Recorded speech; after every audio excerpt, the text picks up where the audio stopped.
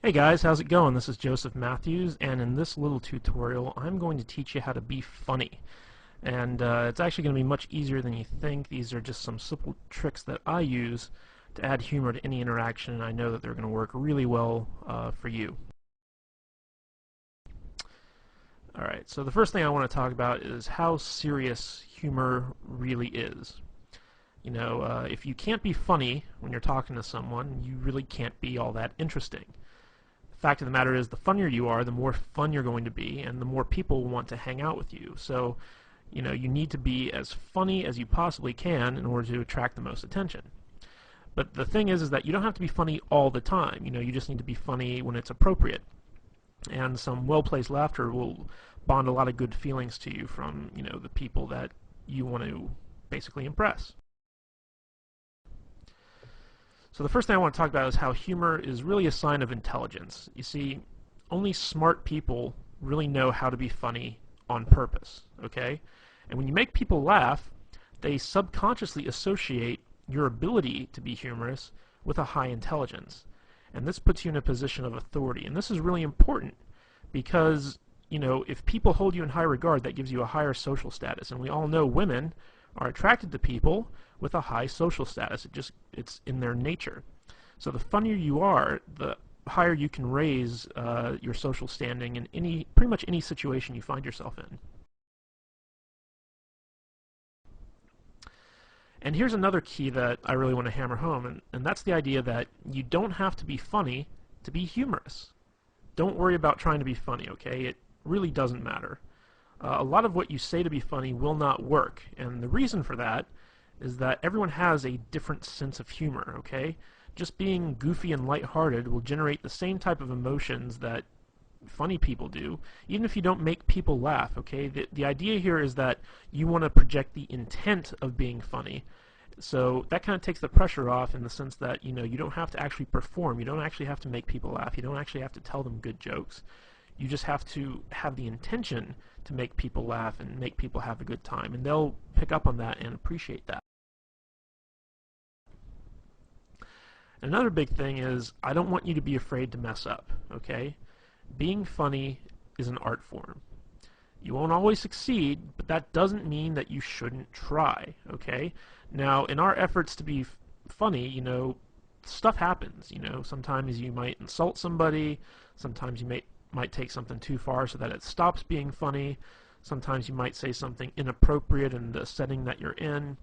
This is going to happen if you want to try and be a humorous guy, because being funny is about taking chances. It's about doing stuff that's unexpected.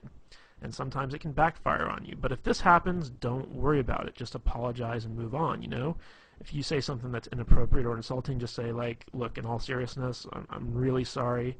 I was just trying to be funny. Can you forgive me? All right, that's all you need to do if you take things too far. So don't worry about messing up, because everyone knows what it's like to try to be funny and bomb. It's happened to everyone at some point in time. So if you just acknowledge it and you ask for their forgiveness, they will usually grant it to you. Okay, and another thing I want to point out is the fact that humor is not hard to do. See, a lot of people think it is, but it isn't. The truth of the matter is that anybody can do it. If you think you aren't funny or entertaining, don't sweat it. You can be, and you will be. Okay, believe that it's possible for you to be a funny guy even if you aren't. This will help you a great deal. I know a lot of guys out there are saying, like, oh my gosh, I'm so boring, I have no personality, I can't be funny. Okay, get rid of that belief right now, okay? It's possible for you to overcome that, even if you're like the most boring guy on earth who speaks with like a monotone Ben Stein type voice. Bueller, the guy I'm talking about. Okay, even if you're that guy, you can still be humorous, okay? You just have to go with it. You can't be, clinging to that belief that, you're just not a funny guy. You can be and you will be, and I'm going to show you how. Okay, so let's talk about the elements of humor. And these are just quick and easy things that I personally use to be funny when I'm around women. And I'm pretty sure you can use them too. Okay, the first one I want to hammer on is this concept I call immaturity. Okay, Basically, immaturity is that, you know, everything that was funny in the first grade is still funny when you're an adult. Okay, grown adults acting like children isn't funny, but grown adults talking like children is. So, you know, if you're like throwing a temper tantrum or whatever because you didn't get your way, you know, no one's going to find that funny. But if you start talking like a baby, but you still act like an adult, you know, that is funny. So let's just go over a few examples here. You know, like if you were ever a kid and you're on the playground and someone took your toy and you got mad at them, you'd say, "You're a doo-doo head." Okay? You know, and when you were a kid, you know, saying stuff like "you're a doo-doo head" was funny. So let's take that now when you're like a grown man. You know, let's say a girl says or does something you don't like, and you just kind of look at her and squint your eyes and say, "You're a doo-doo head." You know, that can be funny. All right. Another thing is, for instance, girls are icky. How many times growing up did you and your friends run around saying girls are icky? All right. Everyone's heard this stuff. Women who've been around kids have heard this stuff. So like let's say a woman comes to you and says like, "Hey, I've got a friend I really want to hook you up with." You can just tell her, "Ooh, girls are icky," or something like that. It really doesn't matter. You're just taking stuff that sounds immature and you're applying it to your grown-up adult persona. Another thing is you got cooties. Okay, that's a big kind of thing that immature kids run around talking about. So like let's say you're out on a date with a girl and she's having you're having dinner and she says, "Oh my God, the mashed potatoes are so good, you gotta try some." And she holds out her fork for you to like try a little bit of potatoes, and you just say, "Ooh, no, you got cooties." Stuff like that. Like it might not get like a big belly laugh. Sometimes it can be if it's unexpected, but most of the time, it's something that's like kind of fun and immature and humorous. So, again, we're creating these feelings that you're going to be a playful type guy when you act I shouldn't say when you act, when you talk immature. All right, the next concept I have, I couldn't think of a really good way to kind of encapsulate this with a word, so I call it going plaid. And this is really a lame Spaceballs reference. If you've ever seen the movie Spaceballs, they have light speed, they have hyperspeed, and then they have plaid. And going plaid means that you're going so fast that you actually turn the color plaid, which is like a mishmash of all these different colors. And basically, I use this concept to explain that you take a complaint or a criticism that someone makes of you, and you own it. And then once you own it, you take it way further than anyone ever really expected you to. Okay? So let me give you some examples of this. Let's say you're out with a girl and you say something kind of stupid, and she says, "Ugh, you're such a dork." But she says it in like a fun way. Like she doesn't really mean it. She just says, "Oh, you're such a dork." And you can respond to that by saying, "You're right. I am a dork. I'm the king of the dorks, as a matter of fact. We always get together once a year and have an election, and I've won like the past 12 dork years in a row. And wait till you see my massive Star Wars figurines collection back at home. It's going to make you so hot you won't be able to resist my dork-like charms."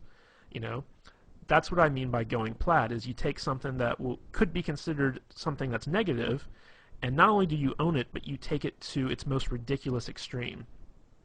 So, let's say, you say something kind of funny, and a girl kind of says jokingly, "Oh my God, you're weird." Okay? And, you take that and you're like, "You're right, I'm the weirdest guy you're ever going to meet. In fact, I bottle my own urine and keep it in my refrigerator and label it based on, the time of day and, what month it was." And that's not weird at all. I just think that, it's kind of cool. So you take stuff and you bring it to an extreme, and maybe the urine thing, I just did that off the top of my head. Maybe the urine thing was going a bit too far, but you see what I'm saying. If a girl says you're weird, you say, "You're right, I am weird, but you must be weird too because you're hanging out with me." You take it, you go to the extreme. Another one is when a girl says, "Oh my God, you're so mean."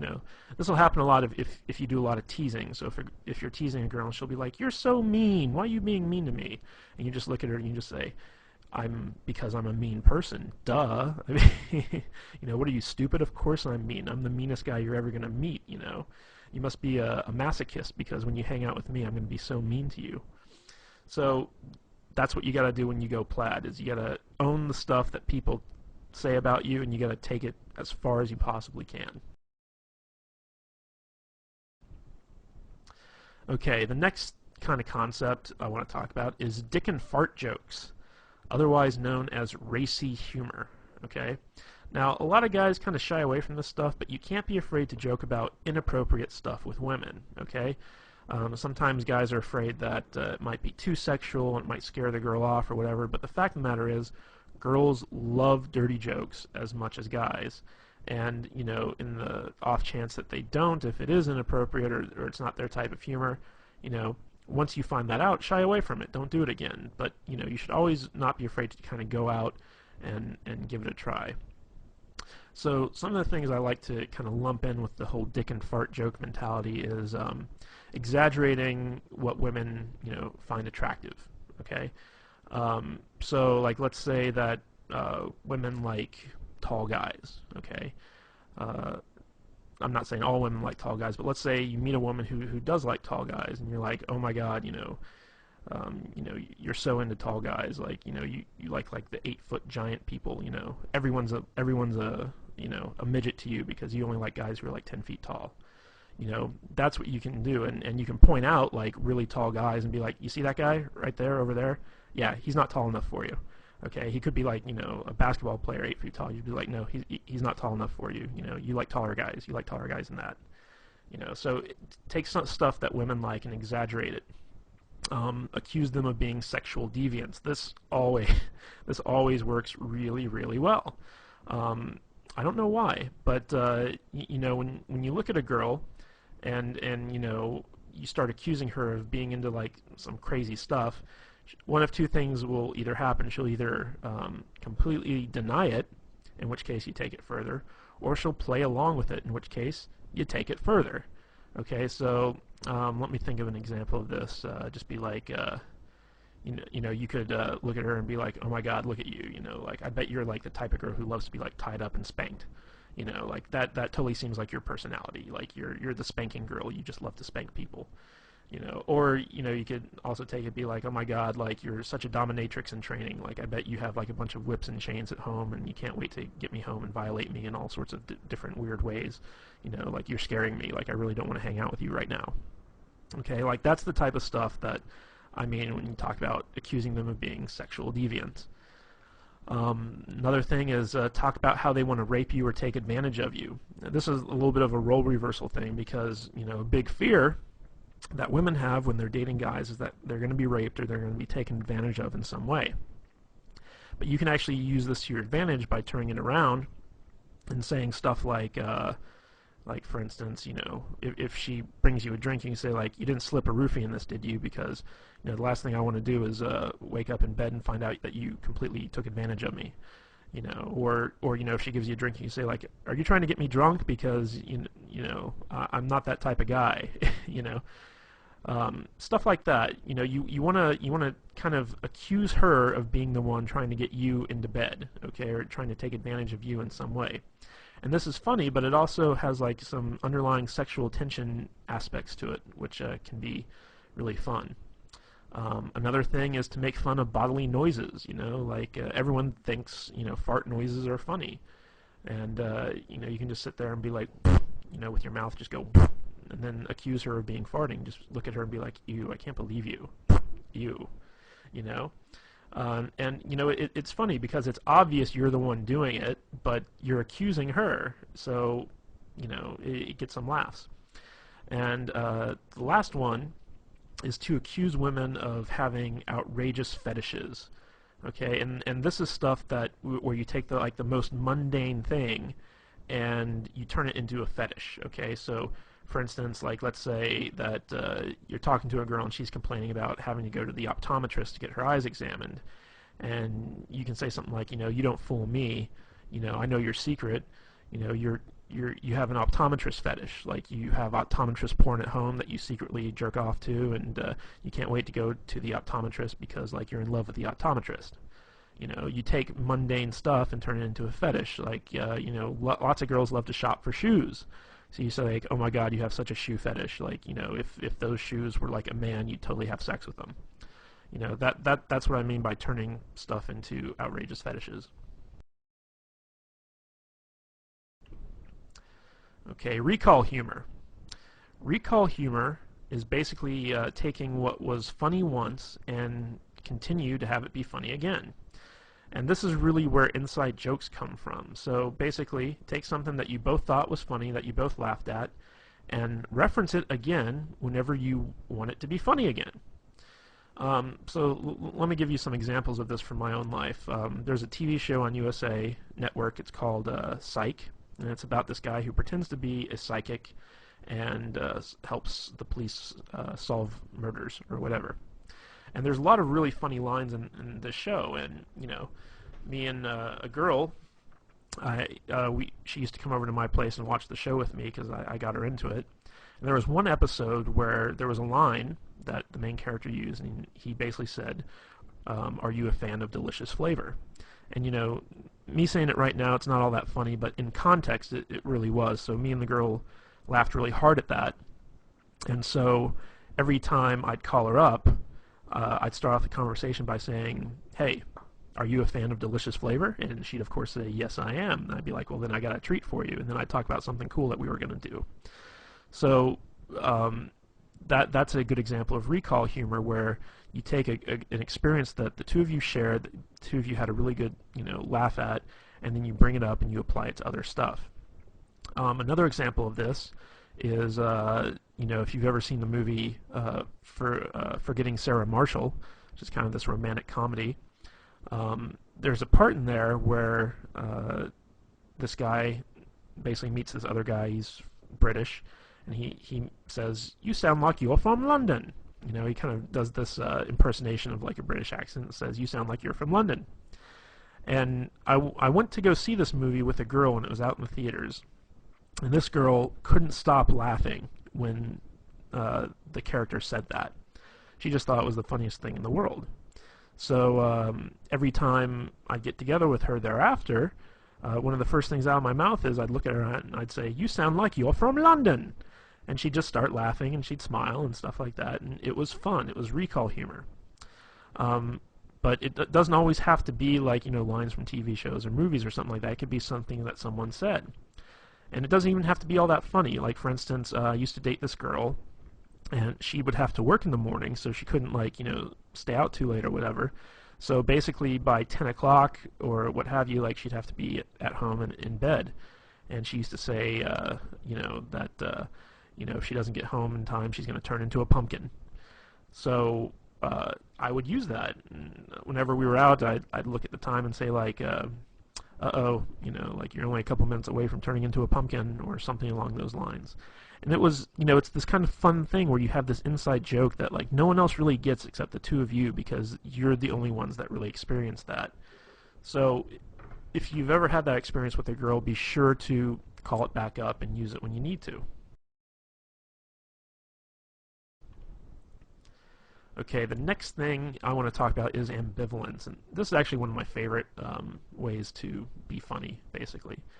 And what ambivalence is it's basically you look forward to something bad happening, or you take pleasure in someone else's misfortune, and you're also kind of unresponsive to bad things.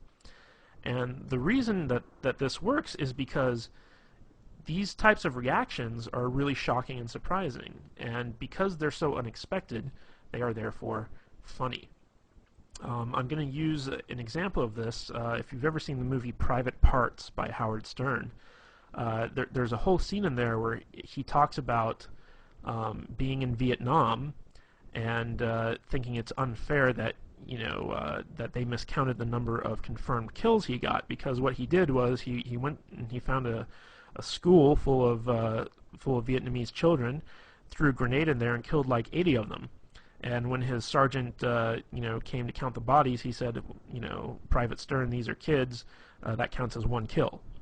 So, this kind of horrible story about, going to a school and killing like 80 children, and being upset that it only counts as like one kill, That's an example of ambivalence. You know, you're taking this horrible, horrible act in wartime, no less, and bragging about it and being upset that you didn't get credit for killing all those children.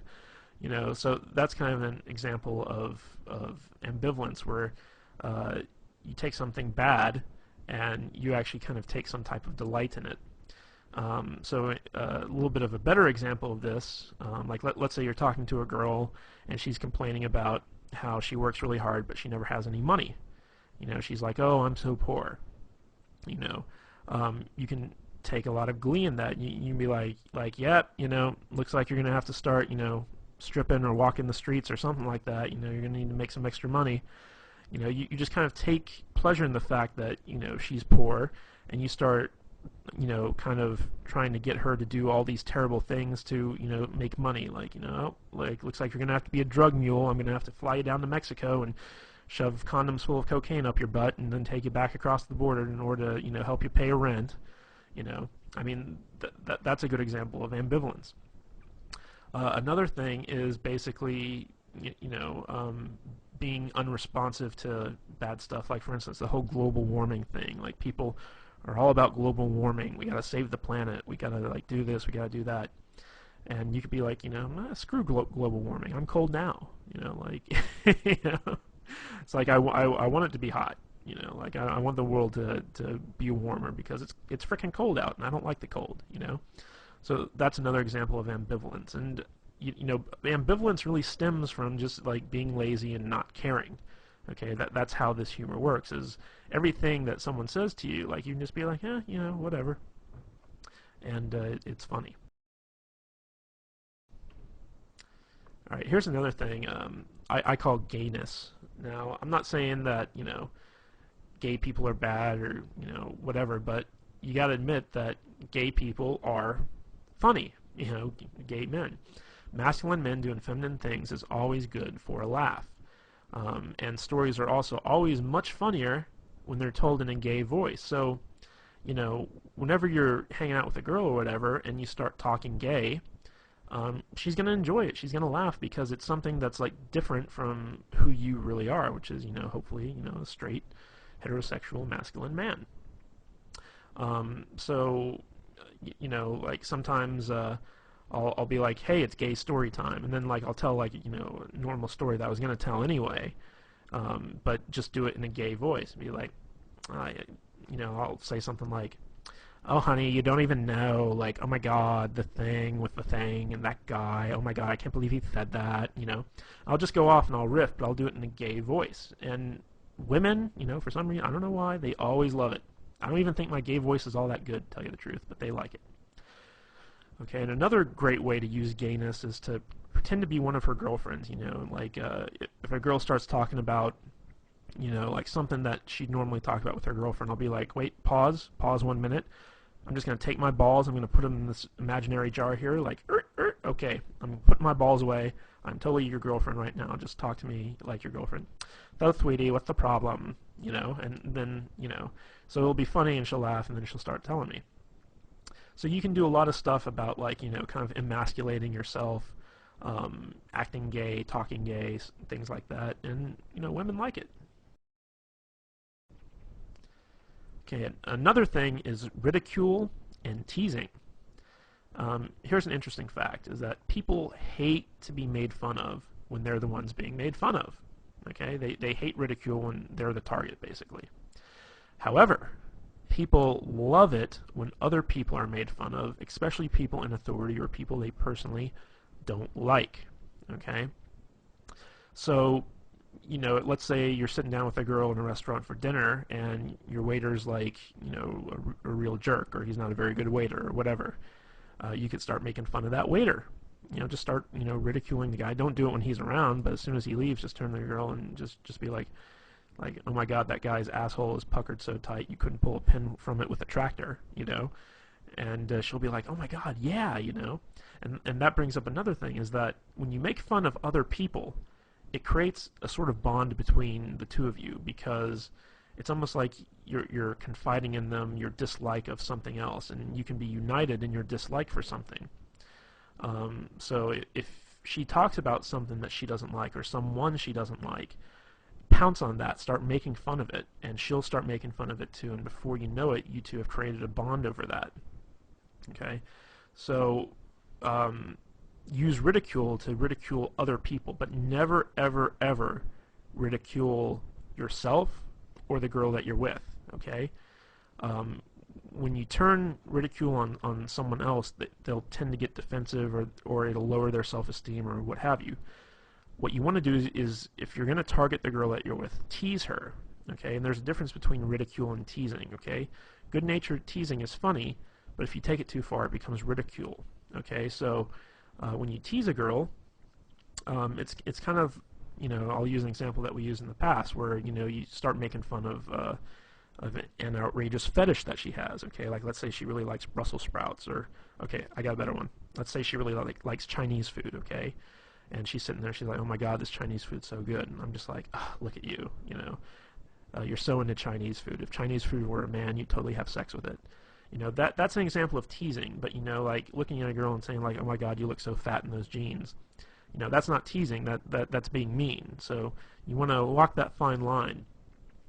But if you ever got to ridicule someone, always ridicule someone other than yourself or the girl that you're with. Make sure that it's someone that she doesn't like, or someone in authority, like for instance the president. Even if she likes the president or she dislikes the president, whatever, it's always funny to make fun of people who have some type of authority position. You can also make fun of her boss, or your boss, or whatever, someone that has some type of authority over you. Alright, the next one that I want to talk about is impressions.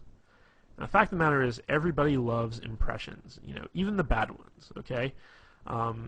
So, if you want to be funny, when you're telling a story, always do impressions of the different characters that are in the story. It could be a story of you and your friend Bob, and every time, Bob says something, you do it in the Bob voice, and the Bob voice can be something like a really high-pitched, whiny type thing. There's a guy in my group of friends, and his name is Adam. And me and my friends always do impersonations of Adam whenever we tell stories. And when I talk about my friends to the girls I'm with, I use this Adam impression.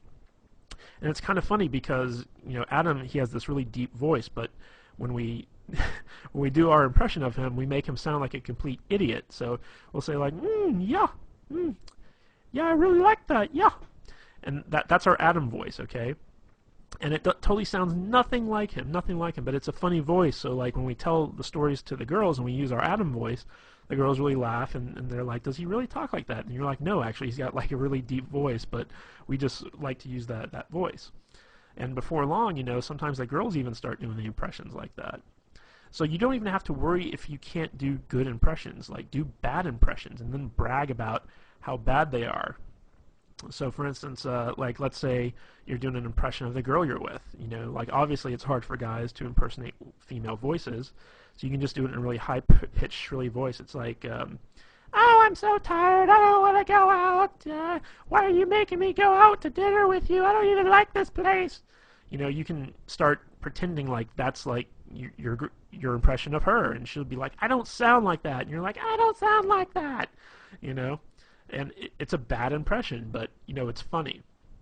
And another way you can do this is do impressions of celebrities or really well-known people. If you're talking about the president, do an impression of the president. Doesn't matter if it's good or not. Just take what you've seen done on TV and try and emulate it best you can. People really respond well to impressions because it's kind of like this theatrical performance. Even if it's not very good, like you're creating a whole new character that they can get into.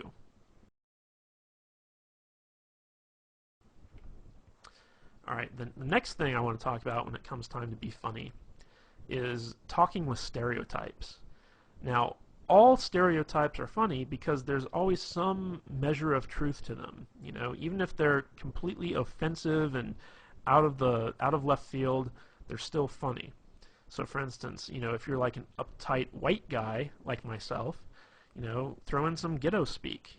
When I meet up with a girl, like if I call her up on the phone, one of the first things out of my mouth is sometimes, hey, what's the dealio? you know? I don't really talk like that. I don't say like, what's the dealio, you know? Like, it doesn't sound right coming out of my mouth. But, you know, when I'm calling up a girl and I want to be funny and playful, I use like what I like to call ghetto speak, which, you know, like ebonics and, you know, stuff like that. It's like, call her up, hey shorty, what's happening? You know, I mean, like really, you know, dumb stuff like that when it comes to me saying it. Now, on the flip side of that, if you're a ghetto black guy, talk like an uptight white guy, you know? Dave Chappelle does this really well, where he has this very white voice that he uses sometimes, and that's funny, you know, because you're kind of playing into this stereotype that white guys have like this very proper diction, and you know they're very uptight. If you're an Asian guy and you want to talk like Hong Kong Phooey, you know, with like the Asian voice, you know, go for it, because Asian guys can pull that off. Even though it's like very offensive and stereotypical, it's funny. If you're an Indian, talk like Habib, you know, like the guy from The Simpsons. It's like, thank you've come again, you know, that type of thing. You can get away with it because you're Indian, you know. If you know other people were doing it, it might be offensive, but you got to take stereotypes and instead of being offended by them, use them to your advantage. And when you do this, you want to take those stereotypes and blow them way out of proportion, you know, like just take them to their furthest extreme. People love it. Okay, another thing is sarcasm. And sarcasm is probably the easiest type of humor to do, but it's the hardest to appreciate. The more intelligent someone is, the more they can appreciate sarcasm. But just a word of warning here, people with low self-esteem, they don't really like sarcasm, okay? Because it can come off as being really offensive. There was the show that used to be on Comedy Central, I don't know if it still is, but it's called The Kids in the Hall. And it was basically a sketch comedy show. And they had a sketch on there called The Sarcasm Man.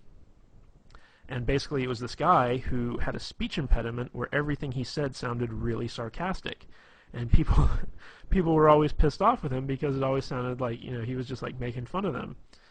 So, you know, someone would come up to the guy and they'd be like, hey, you know, like, my name's Jim. What's your name? He's like, oh, hi, Jim.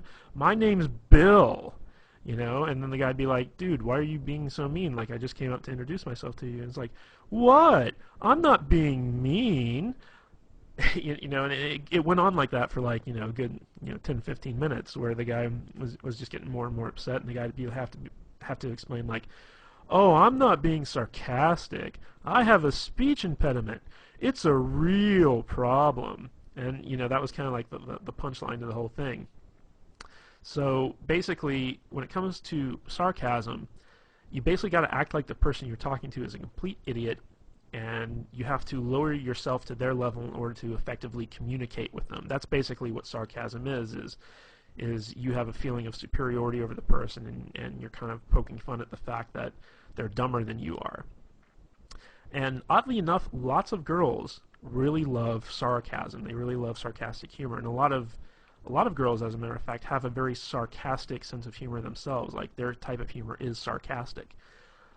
So if you're a guy, you tend to gotta put up with a lot of sarcastic women. So, and another thing I just want to point out is a lot of the stuff I've been going through with you guys with so far in this presentation is stuff I've learned from women. Like, this is all humor that I've gotten from girls that, you know, made me laugh. And I kind of sat down and was like, what is it they do that's funny? And it's very easy for like a girl to act like, you know, she's better than you and she's smarter than you, and she's got to talk down to you in order to do that.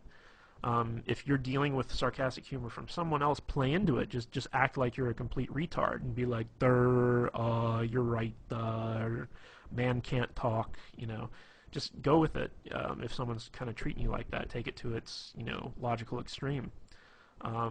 When you're dealing with someone who's sarcastic, you can pull the sarcastic humor all you want.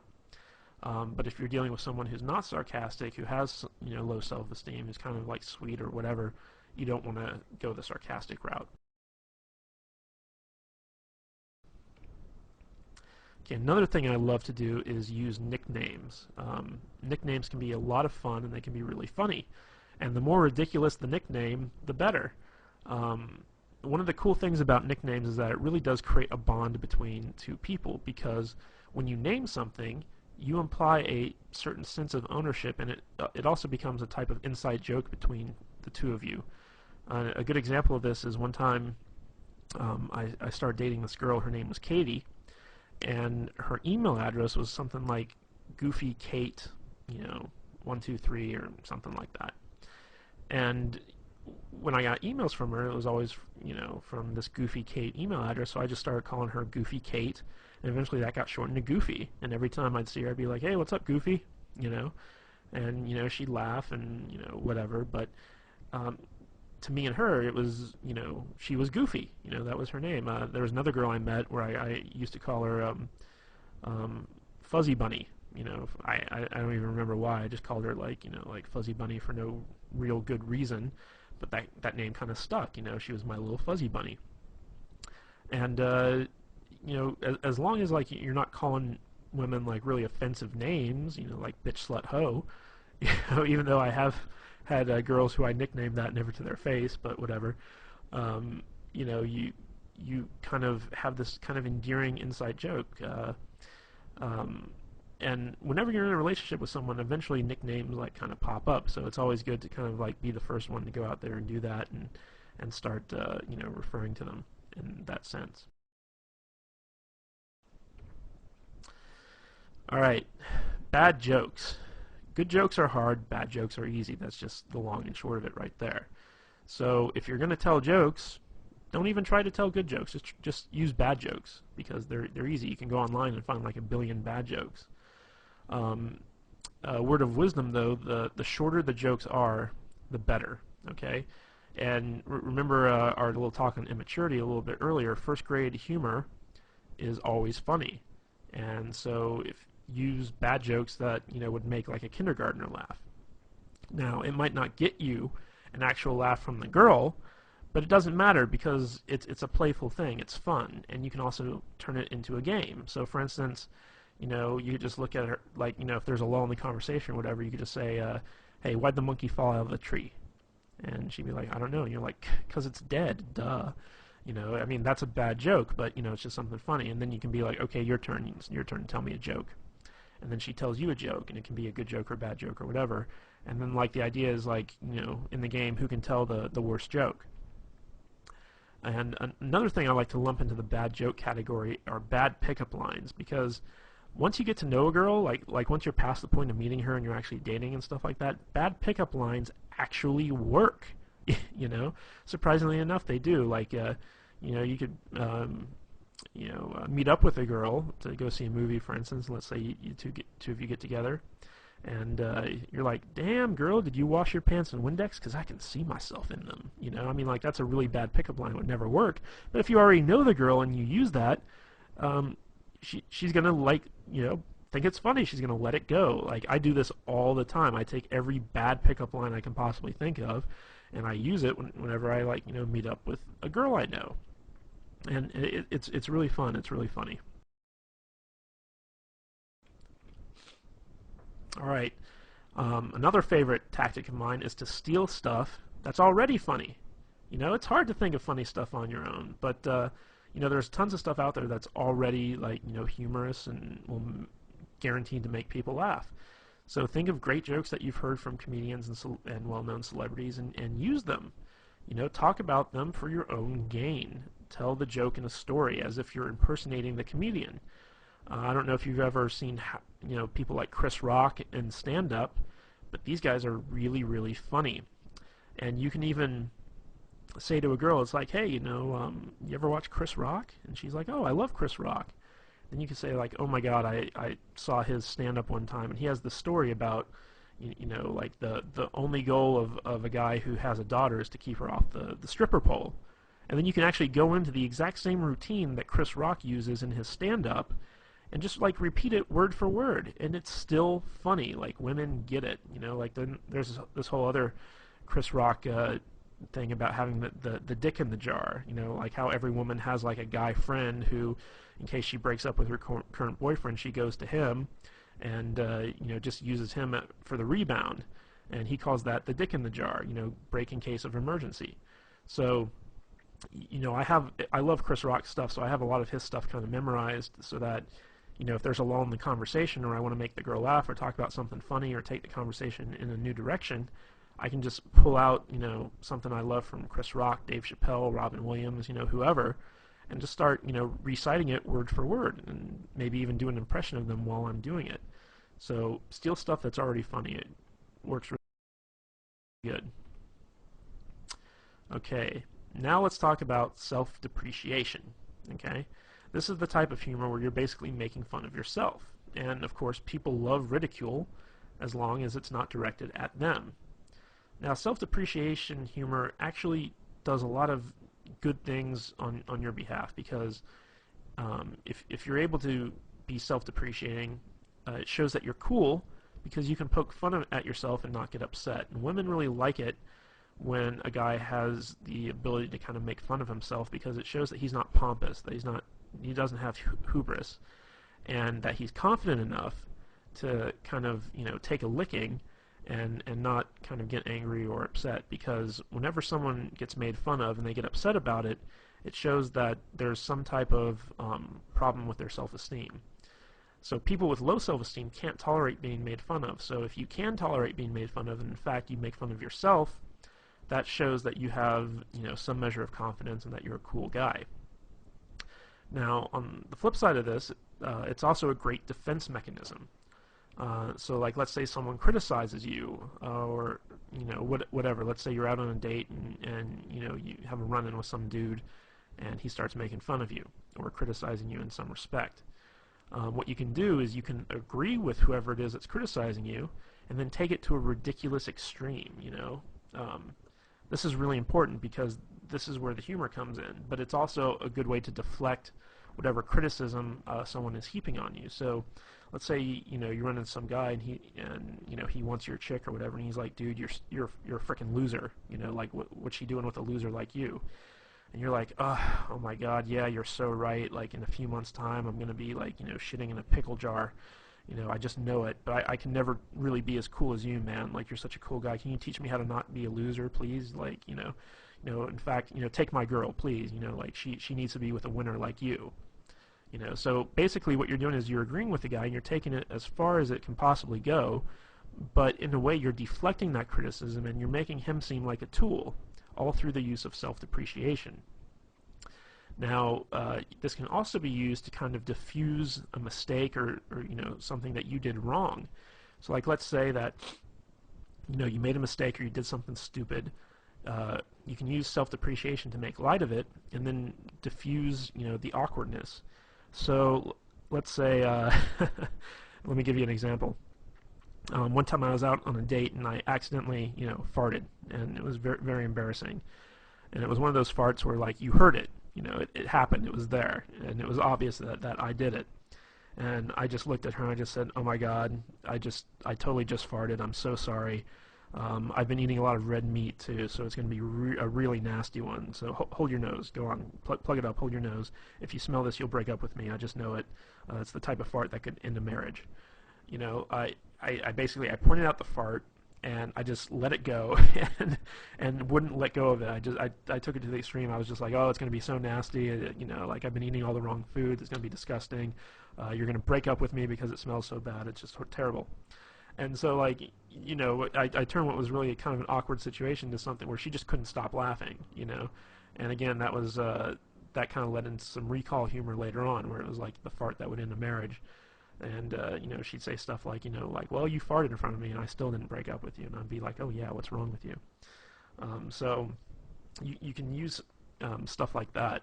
And I want to make the point that if you use self-depreciation, don't use it to point out your own flaws or harp on your own insecurities. A lot of guys will try and use self-depreciating humor to kind of, diffuse stuff that they feel uncomfortable about. Like, let's say you have a big nose, and you make fun of yourself because you have the big nose.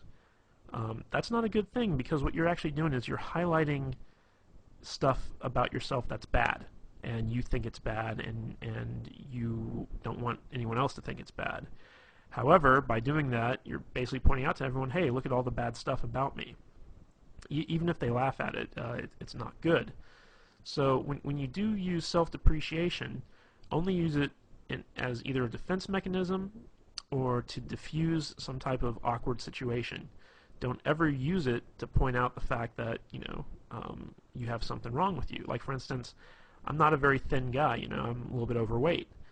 So when I'm out with a girl, I'd never start making fun of myself for being fat, because that's something that I don't want her to kind of harp on, I don't want her to glaze over it.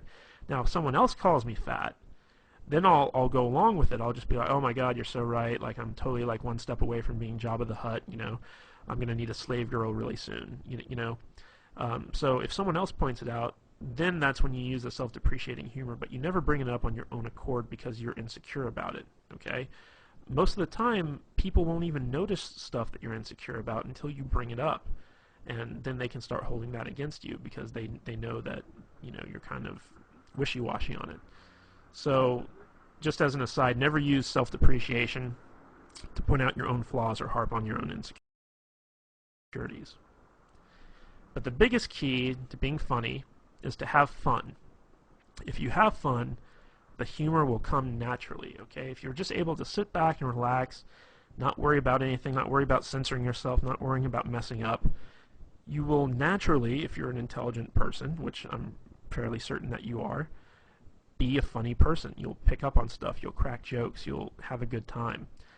Remember, humor is all about feelings. It's not about really getting a response. It's not about making people laugh. It's about making people feel good.